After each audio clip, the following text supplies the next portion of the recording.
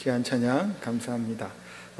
오늘 찬양은 참 이거 항상 제가 칭찬 같은 거 좀 찬양을 좀 더 많이 하라고 하는데 잘 안 하는 편인데, 어떤 곡 같은 경우는 제가 이제 설교를 준비하고 뭐 하다가 참 좋은 곡들이 있어요. 다 좋지만, 그래서 오늘 가사도 그렇고 참 은혜가 있는 찬양이었다라는 생각을 해보게 됩니다. 좀 추석이고 해서 좀 빠지시긴 했지만 가사와 그 내용이 참 좋네요. 어떻게 추석 연휴 잘 보내고 계신가요? 이제 내일까지 대체 휴일까지 하면 이제 그 연휴 기간이죠. 풍성함의 그 대명사라고 해야 되나? 그 날이 바로 이제 추석입니다. 맛있는 음식도 많이 해 드시고 어떻게 그러셨나요? 아니면 그냥 조용히 계시기도 하셨나요? 뭐 저희 가정 같은 경우도 뭐 어디 가고 그러지는 못하고 하니까 이제 반찬 이제 몇 가지 좀 해 먹으면서 나름 추석 분위기를 조금 냈습니다.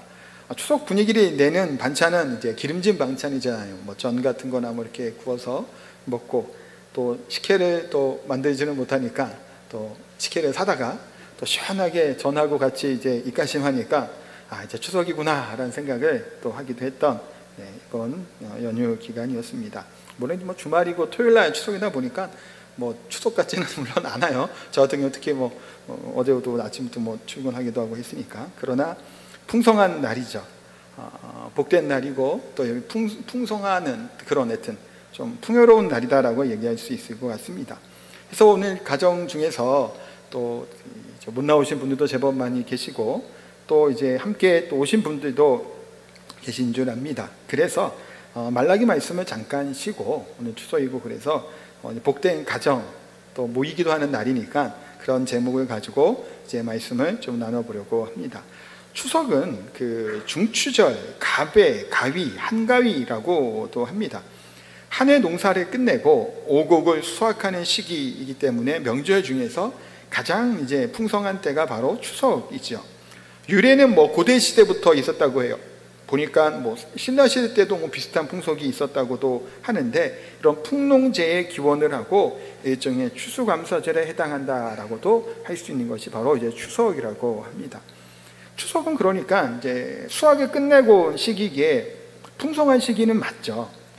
근데 이제 한편으로는 풍년이 들면 얼마나 행복하고 좋을까요? 근데 만약에 흉년이면 이 겨울을 어떻게 내야 되나 하는 시름이 깊어지는 시기일 수도 있습니다.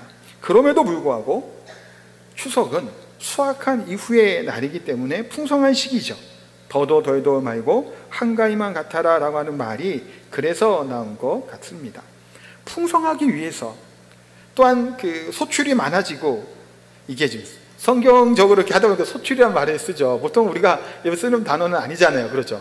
근데 이렇게 이제 농사를 짓고 하면 이제 수확을 하죠. 그러면 어떤 경우는 이게 풍족하게 되는 경우들이 있어요. 그러면 그것을 얘기할 때 이렇게 풍성해지고 원하고 또 이렇게 풍년에 들기를 원하는 마음으로 뭘 하는 건가요? 제사를 지내고 하는 거예요. 그러니까 제사를 지내고 그렇게 하는 행위들은 다 뭐 하늘로부터나 누구로부터의 그런 복을 받기를 원하는 그런 마음에서 비롯됐다라고 얘기할 수 있습니다. 성경에서 행복이라는 것, 복이라는 것이 무엇인지에 대해서 설명하고 있지요. 구약 성경에는 복에 대한 표현을 이제 사용을 하는데, 보통 복이라는 말을 두 가지로 써요. 그러니까 우리는 한글로 번역을 하니까 그냥 복, 똑같이 복, 복 이렇게 하는 거예요. 그런데 원어상으로는 이게 다르게 쓸 때가 있습니다. 첫 번째는 뭐냐면 바라크라고 하는 히브리어를 쓰는데, 이 말은 415번에 걸쳐서 사용되는 단어입니다.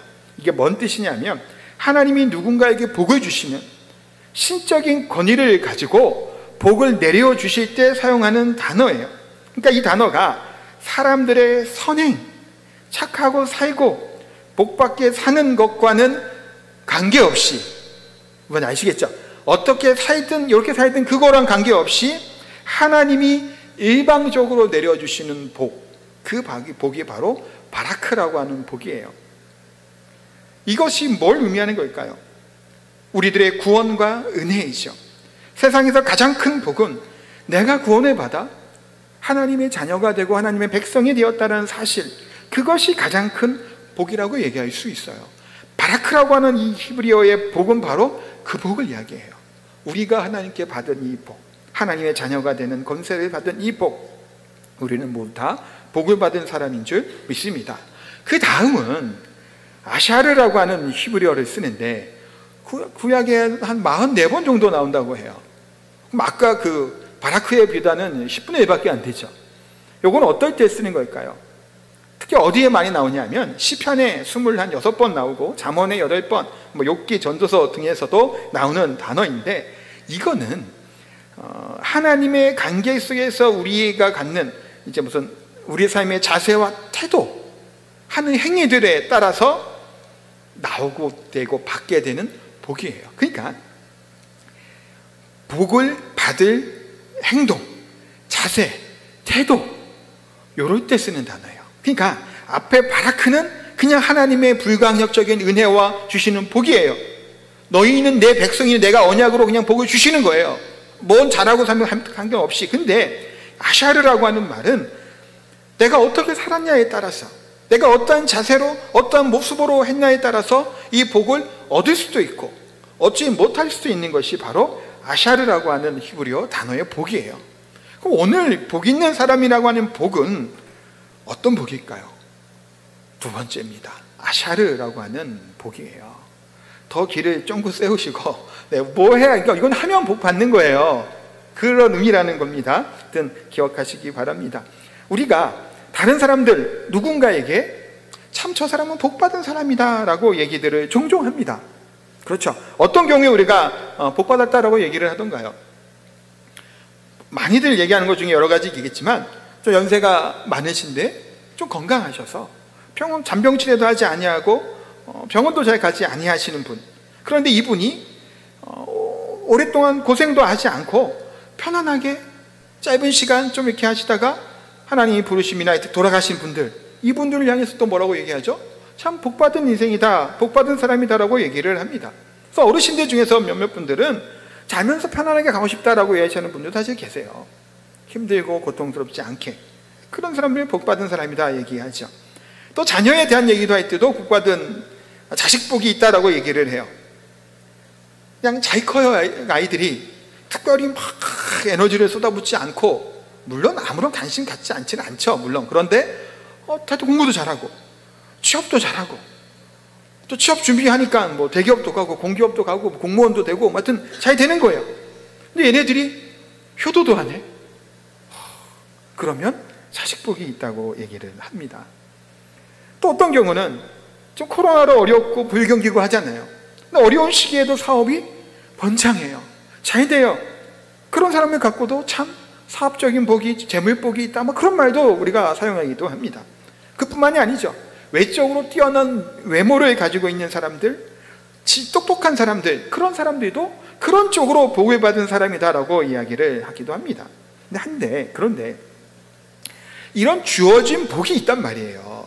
어떤 경우는 태어날 때부터 복된 가정에 살아요. 이 일반적인 복, 세상적인 복 얘기하는 거예요. 금수저를 물고 태어납니다. 부모님이 굉장히 잘 살아요. 그런 경우도 사실 부모 복이 있다고 얘기를 하겠는데, 그런 환경들, 그것이 좋다고 무조건 다 행복하겠냐라는 거예요. 좋은 환경이 때로는 뭐 어떻게 되는 경우들이 있나요? 독이 되는 경우들이 있어요. 자식끼리도 그렇다고 하죠. 지난번에 이제 식사하면서 또 얘기를 잠깐 하다가 자식들이 상속하는 문제를 잠깐 얘기를 이렇게 몇몇 분을 한 적이 있어요. 식사 시간에. 아버지가 10억의 재산이 있는데 큰 아들에게 5억을 줬어요. 작은 아들에게 3억을 주고, 그 밑에 아들에게 뭐 1억을 주고, 딸에게는 뭐 5천만 원을 주고, 예를 들어 그런 거예요. 그러다가 아버지가 돌아가시면 어떻게 할까요? 이 자식들이 소송을 건대요. 요즘에는 적게 받았다고. 이게 걸 수 있다고 그러더라고요. 부모가 줬는데도 기사가 난 적이 제가 얼마 전에 본 적이 있어요. 그것 때문에 좀 문제가 되더라고요. 분명히 살아계신 아버지가 내 돈을 갖고 내가 내 자식 줬는데, 그 생각하잖아요. 근데 이게 법적으로 이게 소송거리가 된다 그러더라고요. 그래서 이제 더 뭐 큰 아들한테 더 내놓게 뭐 그런 일들이 있다라는 거예요. 근데 만약에 이게 그렇게 몇 억씩이 있으니까 소송을 걸죠. 그럼 이게 자식들의 우애가 이 돈보다 더 중요하잖아요. 돈이 많고 적음의 문제가 아니라 형제간에 우애롭게 서로 사랑하며 사는 것이 더 좋을 텐데, 화목하게. 실제로 그러지 않은 경우들도 사실은 보게 된다는 거예요. 그러니까 일반적으로 말하는 복은 그 조건들이 행복의 진정한 조건이 되지 못하는 경우들도 많아요. 또 어떤 사람은 반대로 어떤가요? 좋은 것을 물고 태어난 게 아니라 태어날 때부터 불행한 조건들을 가진 사람들도 있습니다. 장애를 갖고 있는 분들도 있죠. 잘못된 이게 유전자 같은 것 좀 이렇게 문제가 되어 있는 분들도 있고, 아니 부모님이 너무 가난해. 물론 지금 시대 좀 다르죠. 저희 부모님 세대 같은 경우는 많이 가난했던 시대니까 공부할 여력이 안 되고, 그래서 똥찌개 지면서 공부했다고도 해요. 저희 삼촌 얘기 들어보면 그렇게 어렵게 대학교도 못 가는 그런 형편을 가진 사람들이 또한 있단 말이에요. 여러 가지 이런 불행한 조건이 있는데, 이런 불행한 조건들이 불행으로 이어지냐? 모두가 아니라는 거예요. 그건 또 이 불행한 조건들이 오히려 더 활기차게 만들고 에너지 있게 만들고, 그로 인해서 더 하나님 앞에, 아니 자신의 인생을 더 힘차고 영향력 있게 살아가는 사람들이 또한 분명히 많다라는 거예요. 유명한 사람들, 성공한 사람들의 얘기도 들어봐도 그렇게 어렵고 살던 사람들이 그렇게 큰 부자가 됐더라고요. 얼마 전에 유튜버 중에서 사회 영역에 하는 그 강사예요. EBS에도 하고 있던 유명한 그 여자 강사인데, 그렇게 못 살았다라는 거예요. 공부도 하기도 어려운 시절에. 근데 좋은 대학교 가고, 지금은 외제차가 여러 대래요. 어마어마하게 연봉이 몇백억이 된다 그래요. 아무런 조건이 없고 아무런 그게 없는데 그렇게 하는 경우들도 있단 말이에요. 그러니까 복이라고 하는 것이 소유의 기준이 될 수 없어요. 행복이라고 하는 것도. 또 이 복이라는 게 때로는 우리의 소유나 행위들, 우리의 어떤 것이 아니라 어떻게 살아가냐에 따라서 얼마든지 다를 수 있음을 우리가 우리의 인생을 살면서도 발견하게 되고 알게 된다는 거예요. 성경에서는 복 있는 인생을 뭐라고 설명하고 있을까요? 첫 번째 이거예요. 복된 태도를 가져야 된다는 거예요. 복된 삶의 자세를 가져야 된다는 것을 이야기를 합니다. 1절 말씀 같이 한번 다시 읽어보겠습니다. 1절이에요. 복 있는 사람은 악인들의 길을 따르지 아니하며 죄인들의 길에 서지 아니하며 오만한 자들의 자리에 앉지 아니하고. 자, 복 있는 사람은 아까 이 복을 만들어가는, 하면 하나님이 주시는 복이라 그랬죠. 아샤르라고. 여기서 세 가지 단어가 나옵니다. 쫓다, 서다, 앉다라고 하는 단어가 나와요. 이거는 악인들, 파멸로 가는 죄인들의 그런 행동이나 그런 행동 양식에 대한, 그런 행동의 모습들에 대한 것에 대해서 묘사하고 있어요. 점점 악해져 가고 있는 그 형태를 이야기를 해요. 첫 번째는 뭐가 나오냐면 악인들의 꾀예요. 꾀라고 하는 얘기가 쓸 때 때로는 우리가 이런 얘기를 하죠. 사람이 좀 꾀가 있어야 된다? 아니면 좀 지혜롭게 좀 약삭 빠른 게 있어야 된다고 얘기를 해요. 우둔하고, 우둔해 보이고 우직하다. 우둔은 좀 표현이 그렇죠. 우직이 좀 더 나은 순화된 표현인 것 같아요. 우직하게 한 걸음 한 걸음 그냥 앞만 보고 가는 사람이 있잖아요. 그러면 때로는 이 사람들을 보고 뭐라고 얘기하나요? 이 답답한 거예요. 아니 그렇게 인생 살아서 어떻게 살아갈까? 걱정도 되죠. 근데 보세요. 이 악인의 꾀라고 하는 이 꾀가 무슨 꾀일까요? 이거는 음모를 꿉니다. 분열하다, 어지럽히다, 설한케 하다라고 하는 의미를 가지고 있어요. 정도를 벗어나는 행위들을 하는 자들이에요. 위반하는 자들이라는 거예요. 그들의 꾀를 쫓는 것이 성공의 길처럼 보이죠. 좀 약삭빠르게 행동하고, 상사에게 누구에게 좀 보일 때 좀 더 열심히 하는 모습 보이고, 안 보일 때는 좀 쉬고, 농땡이 치든 좀 쳐야지 또 그런 생각 한단 말이에요. 우직하게 가는 그런 모습이 좋지만은 않아 보여요. 우리가 볼 때도.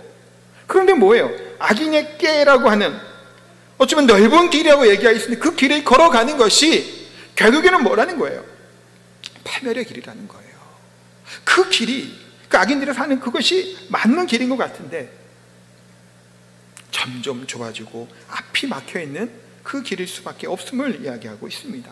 예수님은 그래서 뭐라고 말씀하시나요? 좁은 문으로 들어가라. 좁은 문을 이야기하십니다. 꾀를 부리는 것, 물론 지혜로운 것은 중요해요. 이게 필요 없다는 얘기가 아니에요. 그러나 그것이 무엇을 향한 길이냐. 그 다음에 여기서 뭐가 나오죠? 죄인의 길을 얘기하죠. 요거 하면서 연결해서 설명해 드릴게요. 죄라는 게 뭘까요? 죄라는 것의 의미는 표적을 벗어나다라는 것이 히브리어상 원어가 그런 의미를 갖고 있다는 거예요. 그게 죄라는 거예요. 표적을 벗어나요. 간역이 있죠. 이렇게 양팔을 쏩니다. 벗어나는 행위들이 그게 죄예요. 그러니까 표적이 뭘 얘기하는 걸까요? 하나님의 말씀, 율법, 하나님의 뜻을 벗어나는 것이 모두가 다 죄라는 겁니다. 그러니까 죄인의 길을 가는 자는 뭘까요? 목표점이 없어요. 목표점이 없다는 얘기는 죄인의 목표점은 있겠죠. 하나님이 정해주신 이 목표, 표대, 표적, 그것이 없다라는 거예요. 자신의 생각대로, 자신의 뜻대로 그 일을 행해 나가는 방법들로 자기 생각대로 하는 자들이 죄인의 길이에요. 우리가 지금 날셈 성경을 큐티하는 분들은 날셈이잖아요. 지금 거기 사사기인데 사사기가 어떤가요? 죄인의 길로 행하죠. 자신의 뜻대로, 자신의 마음대로, 방법대로 그 일들을 행해 나갑니다. 오늘 새벽 본문이 그거였어요. 결혼하는 거예요. 이방인 딸들을 데려오고 자기 딸을 주고 그렇게 정착해 살아갑니다. 하나님이 절대로 하지 말라고 했던 이 결혼, 가나안 사람들과 결혼하지 말라고 그랬거든요. 그 일을 해요. 왜? 그래야 그 땅에서 번성할 거 아니에요. 이미 그들과 살고 있는데. 하나님의 방법이 아니죠. 죄인의 길이에요. 악인들의 꾀예요. 더 잘 살고자 원하는 그 길에 가는 것이 그들의 행위였단 말이에요. 그것이 죄인이라고 얘기합니다. 세 번째는 뭘 얘기하죠? 오만한 자를 이야기를 합니다. 오만한 자는 자기니 최고예요. 자기보다 못한 자들을 조롱하고 비웃는 자를 의미하는 것이 바로 오만한 자입니다. 타인을 무시하죠. 또한 하나님을 멸시하고 부정하고 업신여기는 행동을 하는 자가 오만한 자예요. 그런데 보세요. 이 오만하다고 하는 자, 타인을 무시하고 멸시하는 게 누구를 멸시하는 걸까요? 누구를 무시하는 걸까요? 하나님의 말씀을 가지고 한 걸음 한 걸음 우직해 보일 만큼 걸어가는 그들을 조롱하는 거예요. 너 그렇게 살다가 못 산다고, 이 세상에. 그렇게 하나님 예배된다고 데리고 가냐? 안 된다고. 하나님을 조롱하는 거예요. 이 사람만이 아니라 하나님을 업신여기는 것이 바로 이와 같은 자의 모습이죠. 여기서 앉는다고 하는 말을 씁니다. 앉는 자는 굳어버린 상태를 얘기해요. 최악의 상태를 얘기하는 거예요. 이게 무슨 얘기냐면 강팍한 마음, 그 상태를 얘기하고 있습니다.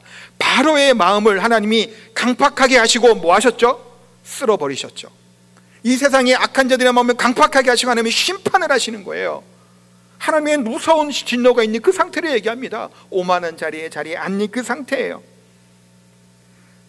이와 같은 자는, 그와 같은 것을 행해야 하는 자는 복 있는 인생이 아니라고 분명히 말씀합니다. 성경은 이런 부정문을 먼저 쓰는 거, 부정적인 의미를 먼저 쓰면서 뭐 하는 거예요? 행하지 말라는 거예요. 이것을 악인들, 죄인들, 오만한 자의 꾀와 길과 그 자리에 앉아서 강팍한 상태로 있지 아니하는 자가 복이 있다라고 말씀합니다. 그러면 성경은 또 뭘 얘기할까요? 두 번째 얘기할 게 뭘까요? 뭐 어떻게 살아가야 되냐? 뭘 해야 하나님 앞에 복 있는 인생에 살아갈 것인가 라고 얘기하는 것이 하나님의 말씀을 묵상하는 삶이라고 말씀합니다. 하나님 말씀을 얼마나 읽을까요? 우리 한국 사람들, 그리스도인들 중에서 성경을 얼마나 읽죠? 주중에. 여기서 제가 한번 주중에 성경 그래도 펼쳐보고 읽어보는 분 손 들어보세요 라고 하면 창피해서 그런 거 질문하면 안 되잖아요. 혹시 손 못 들까 봐. 실제로 통계가 그렇대요. 우리 성도님은 모르겠지만 반 이상의 성경은 펼쳐보지도 않는데요. 그리고 뭐 시간을 따지고 뭐 이렇게 하다 보면 3분의 2 이상, 4분의 3 정도가 성경을 거의 읽지 않거나 뭐 잠깐 펼쳐보는 정도밖에 되지 않는다고 얘기합니다. 성경을 안 읽는다는 거예요. 그러니까 예전에 얘기했던 우스갯소리로 유머처럼 한 게 뭐였나요? 후탁교인이라는 말이 있었죠. 성경책 후후 불어갖고 탁탁탁 먼지 털어내고 일주일에 한번 들고 온다는 거예요. 성경책도 요즘 잘 안 갖고 오잖아요. 근데 교회 거 이제 사용하게 되니까 성경을 만져볼 리도 펼쳐볼 리도 없는 그것이 우리들의 모습이 아닌가라고 돌아보게 됩니다. 우리가 밥 한 끼를 안 먹어도 난리가 나죠. 배고프고. 아침 안 먹고 오시는 분들 계시잖아요. 예배 드릴 때. 뭐 저도 식사 안 하고 이제 예배를 이렇게 인도합니다만 배에서 꼬르륵 해요. 많이들 얘기하죠. 당 떨어진다고. 그래서 이제 단 거 이렇게 막 자꾸 합니다. 그런데 영혼의 양식인 성경 말씀은 안 먹고도 아무렇지도 않게 생활하고 살아가는 사람이 너무나 많은 거예요. 영적인 굶주림으로 죽어가고 있는데도 이것을 모르고 살아가는 거예요. 이게 더 심각하죠. 질병도 자각하지 못하는 병이 심각하잖아요. 지난주에 잠깐 말씀드렸지만 뭔지 알면 고칠 수 있는 방법이 있죠. 이것을 모르면, 자각 증세가 없으면 심각해집니다. 다 이제 이미 힘든 상태에 발견해요. 말씀도 마찬가지게 영적으로도 성경을 읽지 않아도, 듣지 않아도, 암송하지 않아도 몰라요. 문제가 있는지도 모른단 말이에요. 나중에 어떻게 돼? 영적으로 피폐해서 다시 회복되지 어려운 가운데 지경까지 떨어지는 경우들이 또한 너무나도 많다라는 겁니다. 복된 인생은 하나님의 말씀을 섭취하고 먹는 자가 바로 복이 있는 사람이다라고 성경은 말씀하고 있습니다. 그런데 성경을 읽을 때 잘 읽어지시나요? 예전에 그래서 이런 얘기 참 많이 했죠. 성경을 읽으면 자꾸 잠 온다고. 제가 청년 시절에도 그랬던 것 같아요.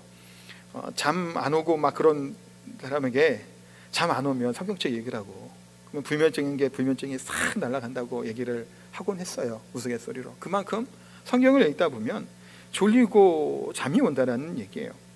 그래서 어떤 목사님 이런 얘기를 하시더라고요. 왜 성경을 읽는데 잠이 올까?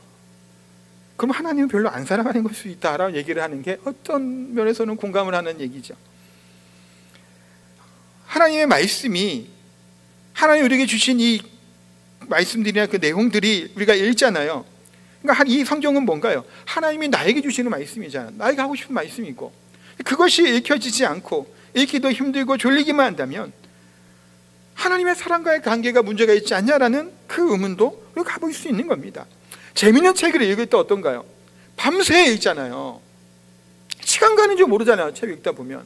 근데 왜 성경은 그렇게 안 읽힐까요? 물론 그런 재미있는 책들보다 좀 어려울 수도 있어요.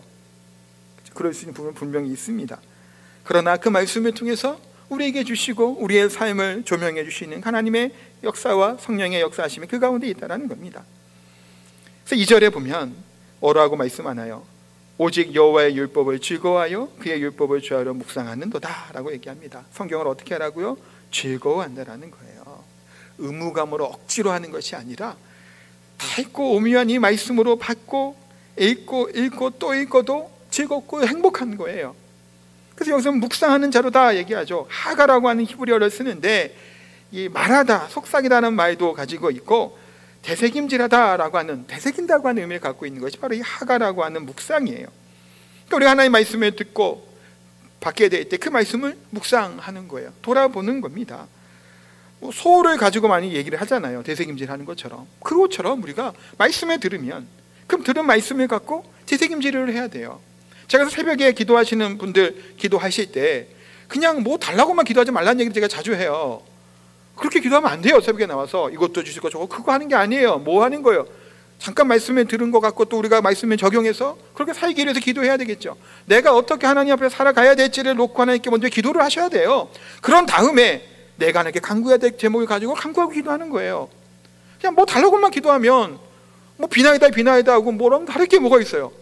그렇게 우리는 그게 신앙이 그게 아니에요. 그렇게 기도해봤자 우리가 성장하지 않죠. 그러니까 뭐가 필요한 거예요? 들은 말씀을 기도하는 가운데 되새기는 거예요. 묵상하는 거예요. 끊임없이 말씀에 따라 내가 살아가기로 다짐하는 겁니다.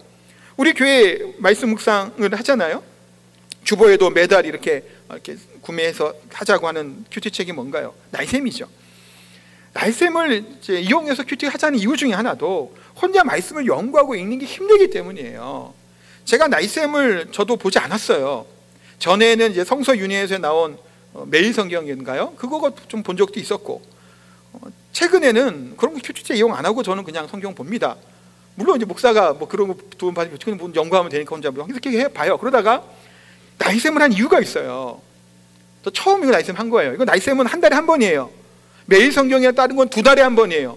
이 주문하는 건 사실 솔직히 귀찮아요. 매달 주문하는 것도 깜빡 잊어버리면 또 안 되잖아요. 구매하신 분도 좀 그러시죠. 한 달에 한 번씩 하니까.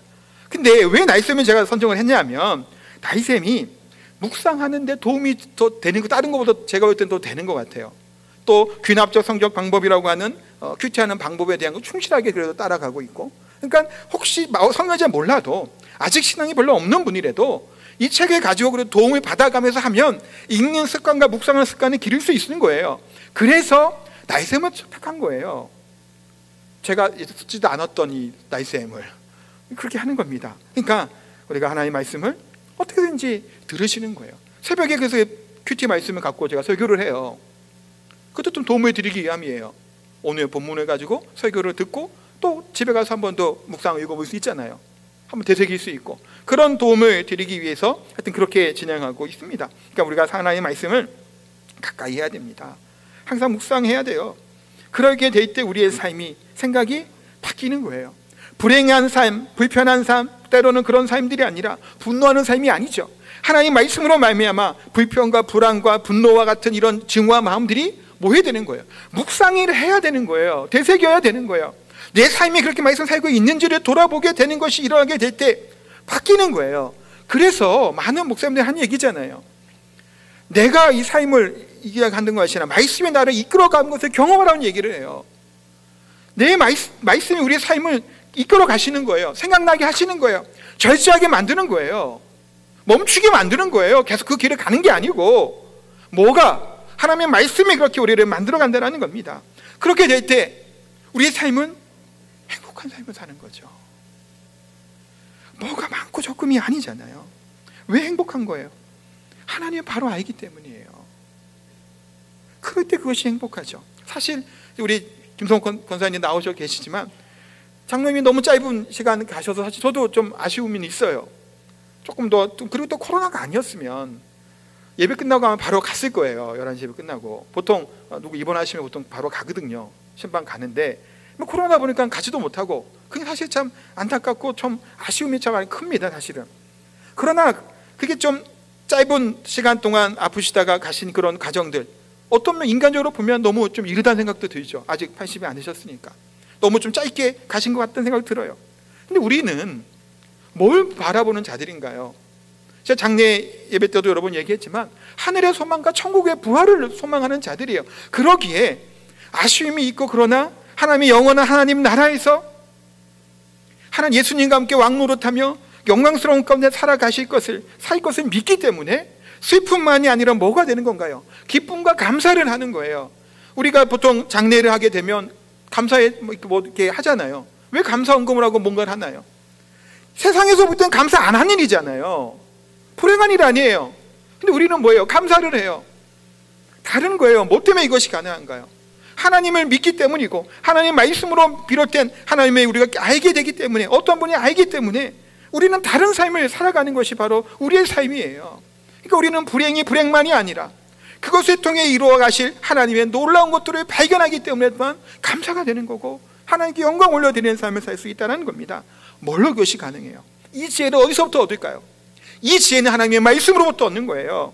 잠언 3장 18절에 이와 같이 말씀합니다. 같이 읽겠습니다. 지혜는 그 얻는 자에게 생명나무라. 지혜를 가진 자는 복되도다. 지혜를 얻는 자는 생명나무라고 말씀해요. 복되다고 말씀하죠. 또 24장 3절 잠언 또 말씀 보겠습니다. 집은 지혜로 말미암아 건축되고 명철로 말미암아 견고하게 되며, 지혜로 집을 든든히 세운다는 겁니다. 하나님의 복된 가정, 이 가정이, 이 집이 뭘로 세워지는 걸까요? 하나님의 지혜로 세워지는 것. 이게 뭐예요? 말씀이에요. 성경에서의 지혜는 대부분 말씀을 얘기하는 겁니다. 특히 잠언은 지혜는 말씀이에요. 우리가 이 땅에서의 지혜는 공부를 하고, 또 유명한 분들의 강의를 듣고, 또 존경하는 사람들의 얘기 대화를 통해서 얻을 수 있죠. 그러나 진정한 지혜는 뭔가요? 값진 지혜롭고 보배로운 것이 뭐예요? 하나님의 말씀이에요.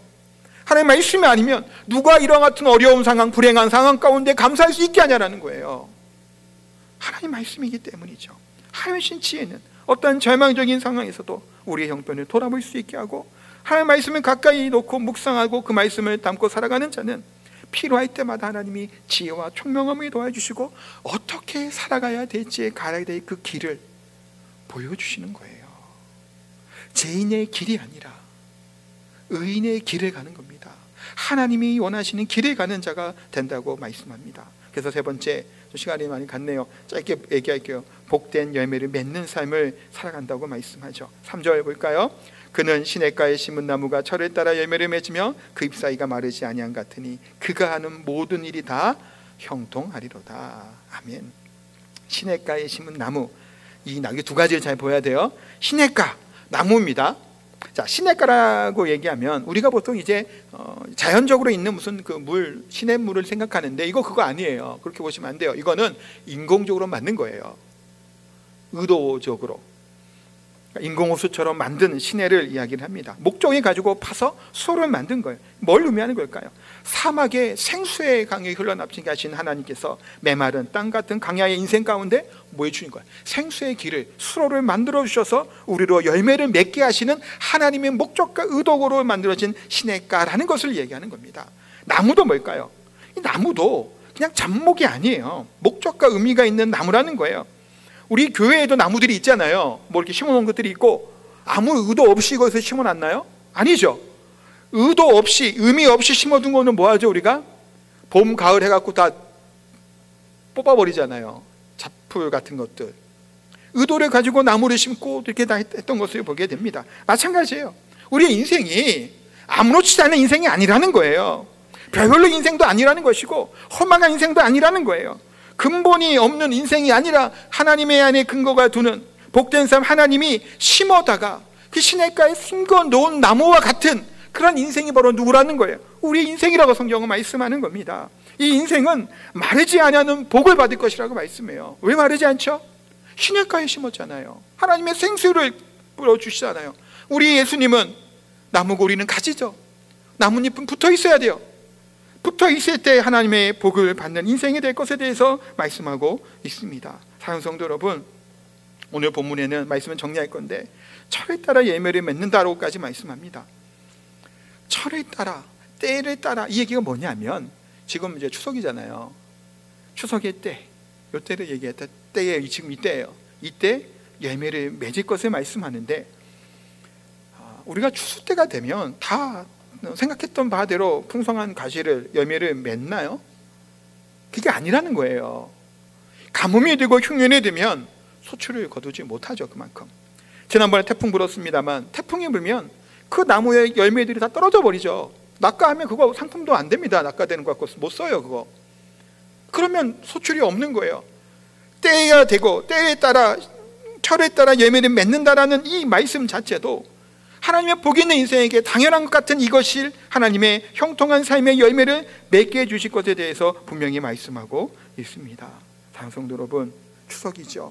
가족들이 모이기도 하고 우리 가정들이 다 복된 가정이 되기를 소망합니다. 그러기 때문에 어떠한 형편이 있을지라도 하나님의 말씀을 의지했으면 좋겠습니다. 상처가 있을지라도, 힘듦이 있을지라도, 어려움과 고통이 있을지라도 그것을 전화위복으로 바꿔주실 분이 누구신가요? 우리 하나님이라는 거예요. 나만 하나님의 앞에 복 있는 인생이 아니라 내가 축복의 통로가 될 줄 믿습니다. 고넬료의 가정, 고넬료의 믿음과 신앙으로 그 가정과 친구들과 주변이 다 구원받는 복 있는 그런 가정이 됩니다. 빌립보의 간수, 바울의 복음으로 인해 너와 내 집이 구원을 받으리라 얘기한 주 예수님이 그 가정이 복을 받는 놀라운 은혜를 받게 됨을 보게 됩니다. 우리의 인생은 빨리 지나가죠. 돌아보면 쏜살같이 지나갑니다.